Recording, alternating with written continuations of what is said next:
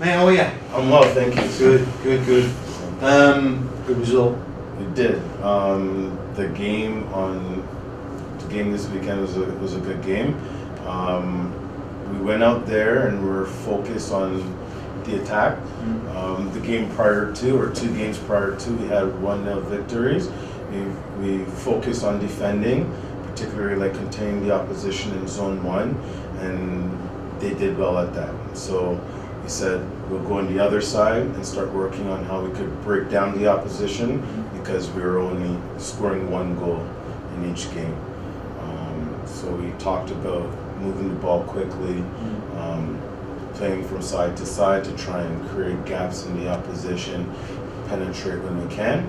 So that was like the build-up, or what we would do to try and create the chances in zone 4.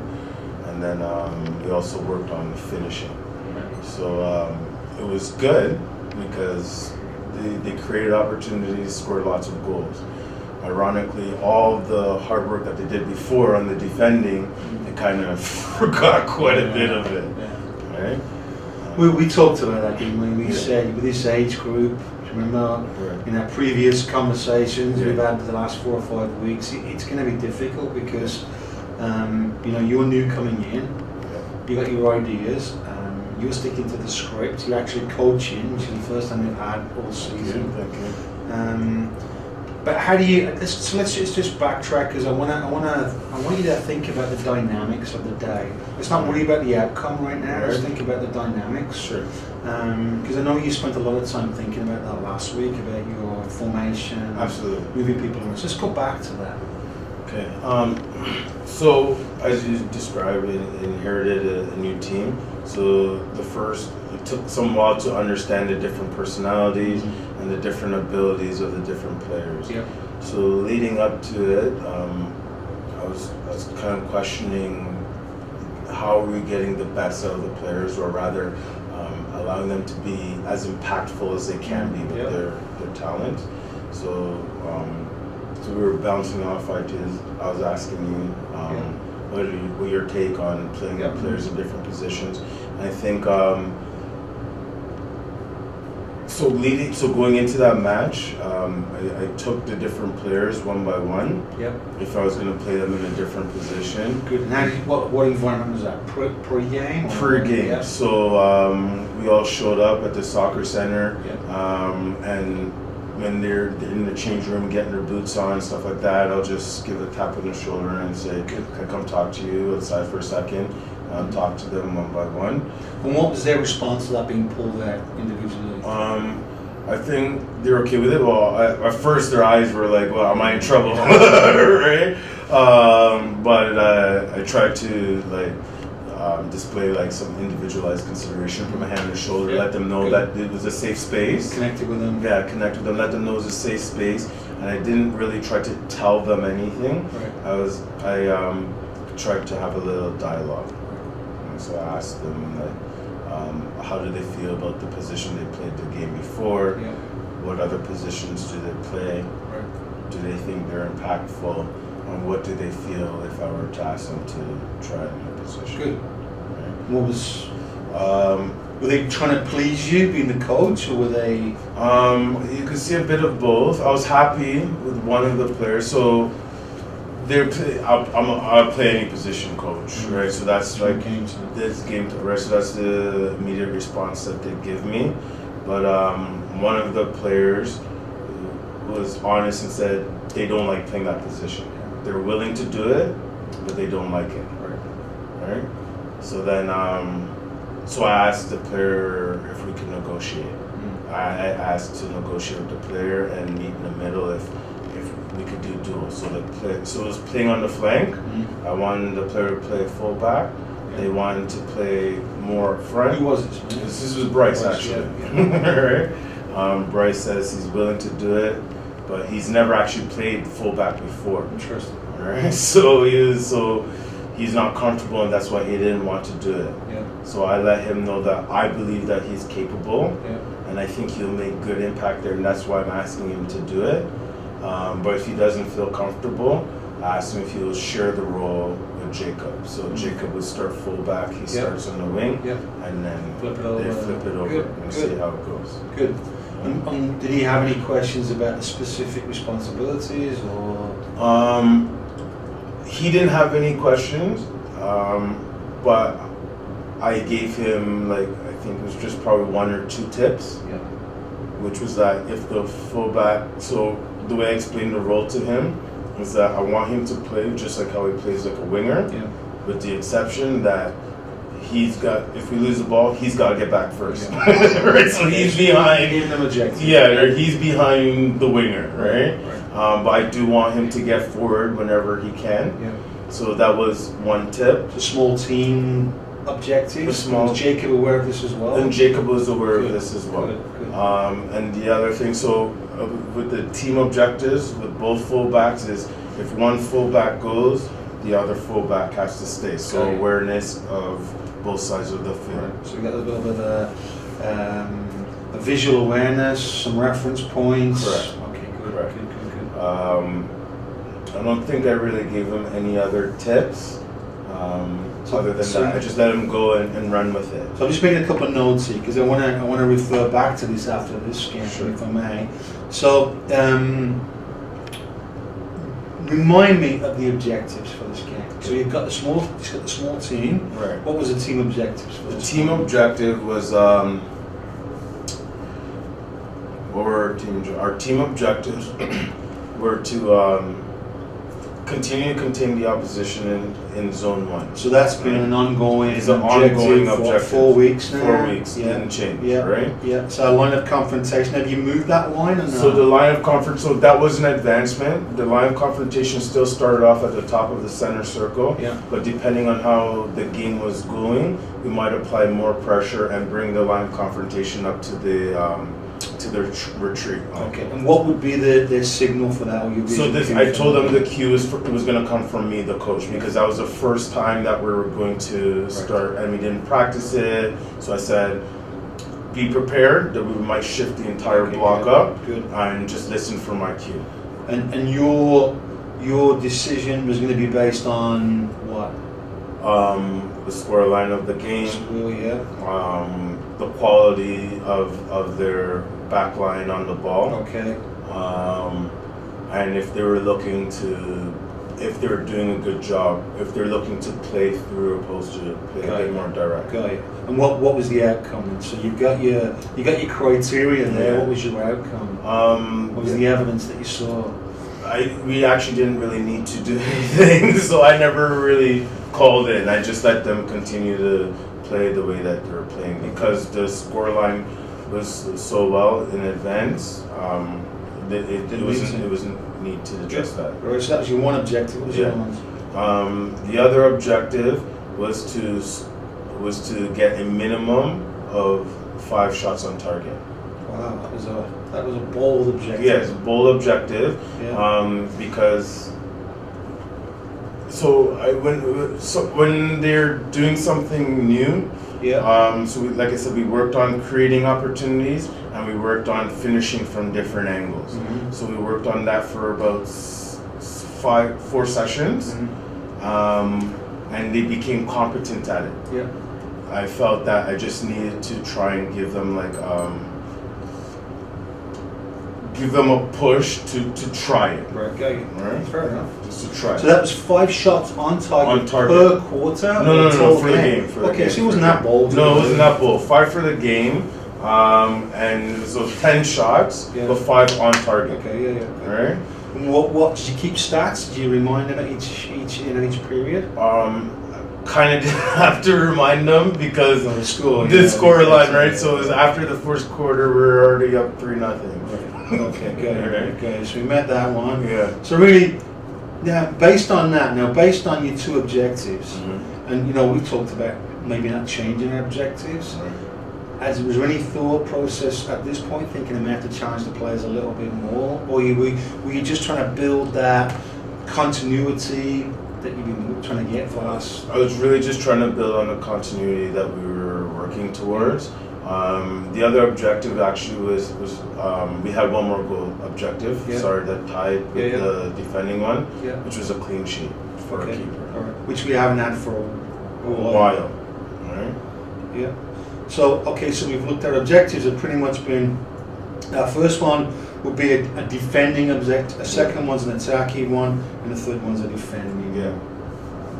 And we got that. So you comfortable obviously with the score? Yes. They must have been comfortable. Yeah. Good stuff, man. All right, good. Now, when we spoke last week, we spoke a little bit about staff responsibilities, roles, dynamics.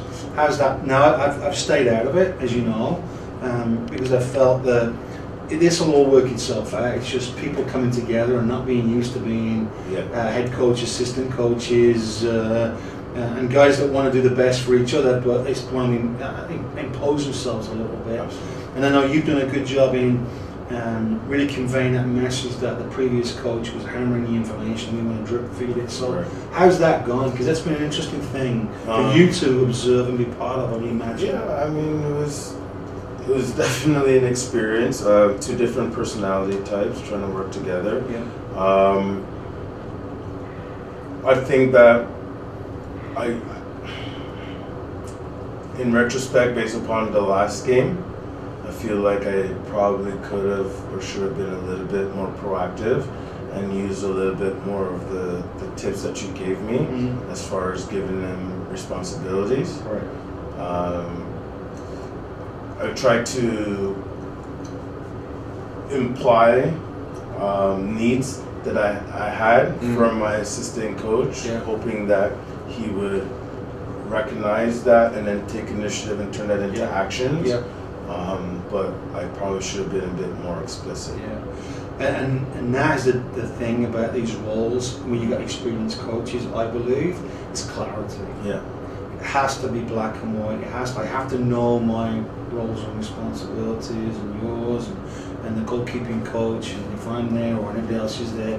So there's none of that overlap, or there's two voices and that kind of stuff. So, but you've addressed that, I think. Have you? It's ongoing. Yeah. We're addressing it. There's progress.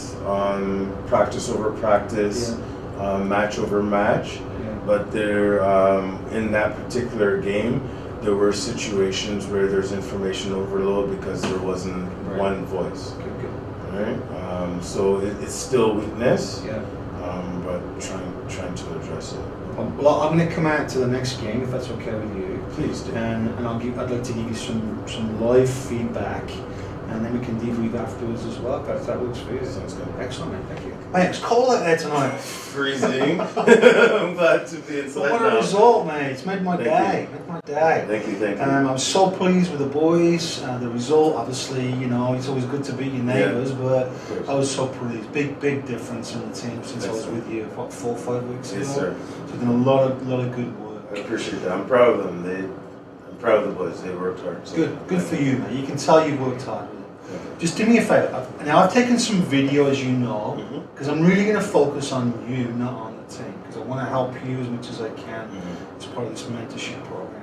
So, can you just go over the formation that you had here, and I want you to highlight your role and also Mike's role as well, if you can. So let's pull the board up. So, I played a 4-3-3 with 4 in the back, 3 with 1 holding midfielder, and then 3 attackers. Looking to try and get the wingers receiving balls in the half space. Yep. Right? That was the formation. Okay, good.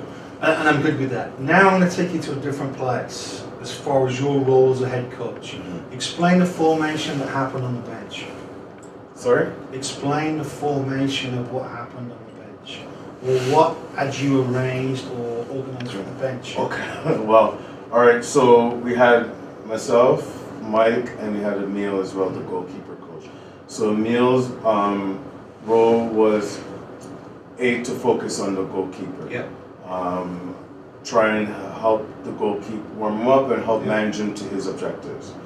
Mike, I asked for him to help make sure that the players were warm at all times. Yeah.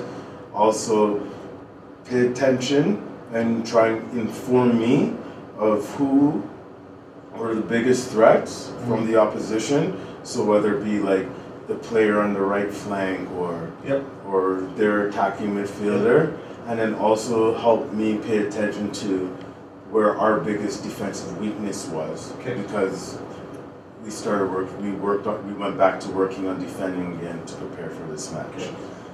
So Mike's role is to look at the opposition, give you feedback. Emil's role is to look after the goalkeeper. You're looking after 11 players. 11 players. Okay, all right. Now, how did that pan out for you? Not exactly like that. Not exactly like that. Emil was keeping the players warm. I really enjoyed all the work Emil did today. Mike spent a lot of time worrying about the 11 players that were on the pitch. I spent my time speaking to, the players who were off, keeping them engaged and understanding when they go back on what they had to do better or differently than the person who's in their position, and then just try to look at the overall bigger picture of how the 11 on the field were performing, and if there was an issue, then I'll engage. Okay. And I saw that. I saw you bring the one individual across. So my concern with that, it's a really, really small concern, and it's not going to be a concern for every game.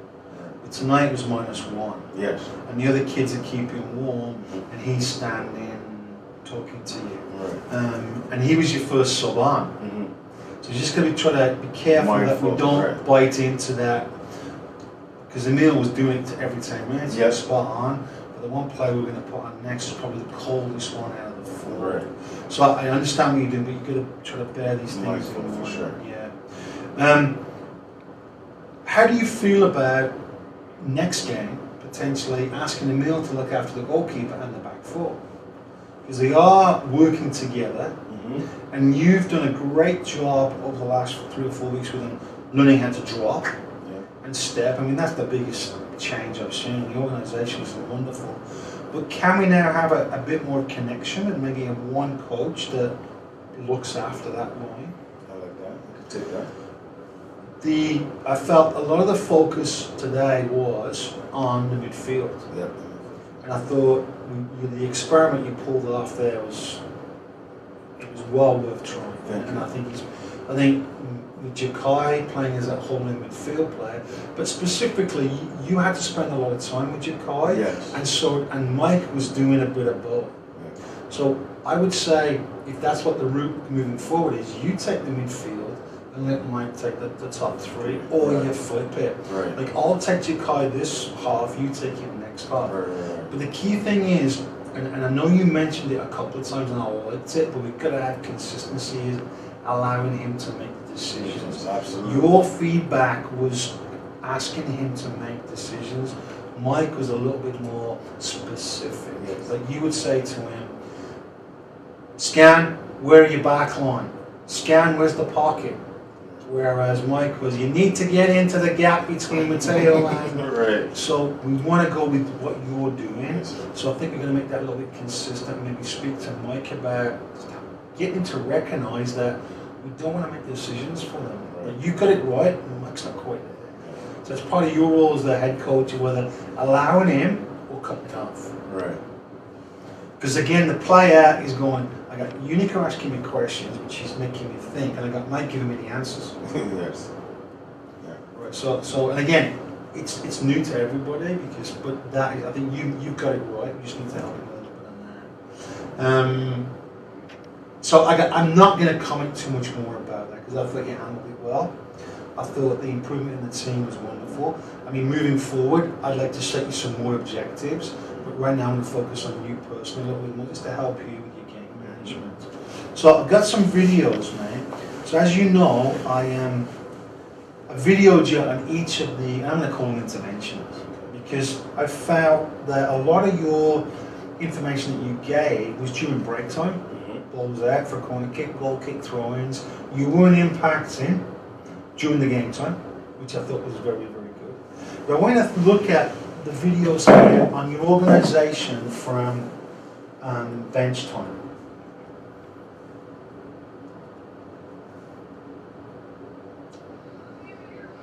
So look at what's going on behind you. So Bryce is making eye to eye with you. We've got a lot of stuff going on that can be a distraction for him. Yeah. So where are the other two members of staff at this point? They could be helping keep them organized. Yeah, absolutely. Because we've got to make that period of time as productive as we can, but not overload them. Absolutely. And I know you like to give them a little bit of downtime, but again, all it is about structuring this so they know when they come off, get a drink, sit down, but now let's fast forward a little bit. So look at your position and look where you're putting the board, and look at the position of the players. What can you do a little bit differently there? Probably hold the board higher. Yeah. Your head is blocking. Right. Okay. He's not even engaged. Yeah. Look.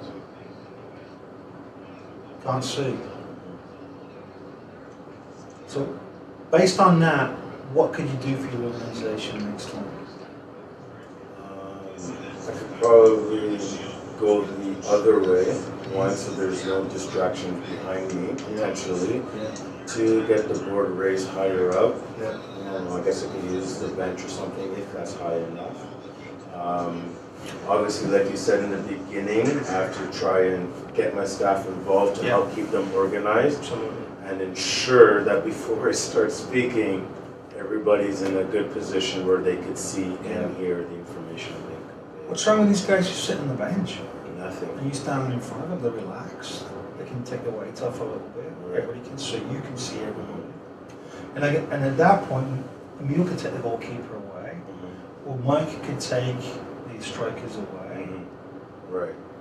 So that was the only thing tonight that I really felt that we could have looked at, and that's happened. And you can take a look at all the videos. I mean, I thought the environment you created, especially in your last intervention, which I think was the longer one here, you've asked them a lot of quality questions, and they feel that they're part of it. Yes. So I thought the way you engaged them was wonderful. But try to pick out some of the players who are not engaged a little bit more. And the only way in the game or engage in the conversation. And the only way you're going to do that is by arranging them on the bench so you can see who's not. Right. Because right now they're in a huddle and you're hearing voices. Gotcha. See, I like this. I like the pre-brief with Mike. He's asked you a question, you've come back, he was quite comfortable with your answer, so I like that. We've got Emil doing something with the goalkeepers here, but we've still got people everywhere. Yeah. So Emil could have got them all lined up, ready to go. You and Mike have a quick debrief, bang, you come over. So we're already a minute into it. Yeah.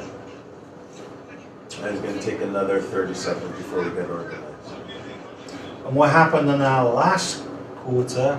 We ran out of rain. Now, I think I might have even rushed the last bit of information I was given. Yeah. And if this had been a close game, that last couple of messages would have been imperative. Right. Yeah. So just go back to that to the end. Visually, it's better. Yeah. And visually, you've let Mike come in as well. So you can feel there's continuity with the two of you. They're feeling that as well. Going, does that make sense to me? Yes, sir. Yeah. Totally. Yeah. So you're going back to that. We're organising this, which you spent so much detail in. Now we organise this. So we are, bang, we're done. Much more efficient. Much more. And I think as well, what I'd like you to think about is set plays. What's wrong with Emil sitting on the bench and going over, okay, you're going on Avatar, remember on a free kick, this is what I want you to look for. Remember the line of confrontation. So you've got your set objectives that you gave me for this. The kids have got it. Let's now allow the assistants to sit with the kids who are about to go on, just to remind them. Because that 30 minutes is a long time. It is. Especially when it's cold. True. So I thought so I'm looking at your on-field management, can't fault it. I thought the information, I thought the way you asked the players the questions in the game at the right moments in the game, which was critical for me. You weren't commentating, you weren't impacting the game. That was spot on. I just really wanted to think about that game. I appreciate that. So, any other thoughts on that? Any thoughts on some coaches like to have the fullback sit together and the midfield sit together, and the closest one to the coach is the next one going on. I mean, that's a bit difficult today with the location of the bench. But any thoughts on that? No, I like all the feedback that you gave me. I mean, having the coaching staff with me is a little bit of a newer experience for me. So it's some getting used to about delegating responsibilities to other people, and especially when. So it's a bit of an excuse. Now that I'm taking the incentive feedback from you, I can appreciate more how I should be more explicit in articulating expectations of the staff, and as well being more organized, having dedicated roles. Now that I can see the video and I got your feedback, like it makes total sense. Like I can't really refute it. Good. So let's work on an action plan. Yeah. Okay.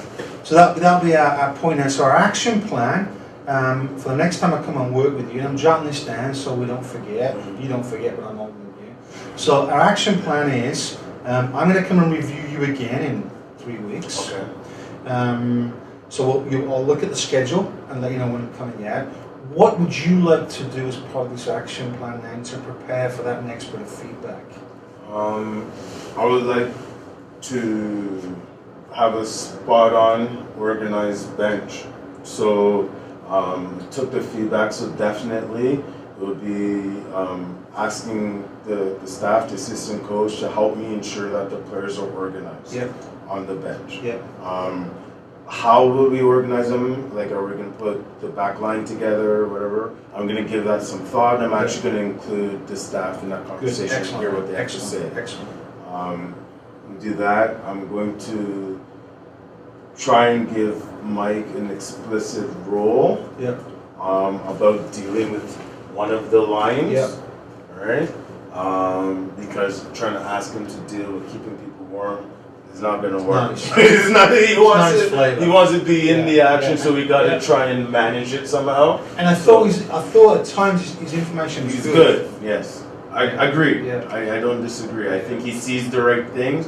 It's just about, like we said, letting the players make the decision and trying to give them the prompts. Absolutely. So I'll probably have that type of pre-brief conversation with him, and how we manage, deliver, and communicate information, and then I'll give him a line to work with. Mate, brilliant. Can we think about more visuals for the bench, for the players who are not on the field? Okay. Not only game visuals, but reference visuals. Okay. Which would Have an example. Set plays. Okay. We got the diagrams for your set plays. Right. So when a player comes off, they know who they're replacing, right, where they're going and what the role is in the set plays. Right. And again, that's something the goalkeeping coach can cover off on. So can you put something together for that? Sure. We've got a template, as you know, that we use for our set plays. Maybe and even laminate it and use it. Okay. Yeah. Can you think about that? Yeah. Definitely. But I like the way you're going to engage the staff, and if you want to use the videos as well, you're more than welcome to use my videos. So, but again, mate, I think I think you've done a wonderful job over the 4 weeks, and I'm just trying to push you and I appreciate that. Help you get better. I'm not concerned with your technical and tactical information. I'm not concerned with this. I'm just trying to help you. No, absolutely. Absolutely everything. I'm on a continuum of improvement, so every opportunity I get to get that feedback from you, I appreciate it, and I'm going to take it to heart and try my best. Right? So I'll be with you in 4 weeks again. Obviously, we'll meet weekly. We have our little chat in the office, and I look forward to that. But again, I'll see you in 4 weeks and give you a bit more feedback. But anything in between that, mate, just ask. Thank you. Pleasure. Thank you.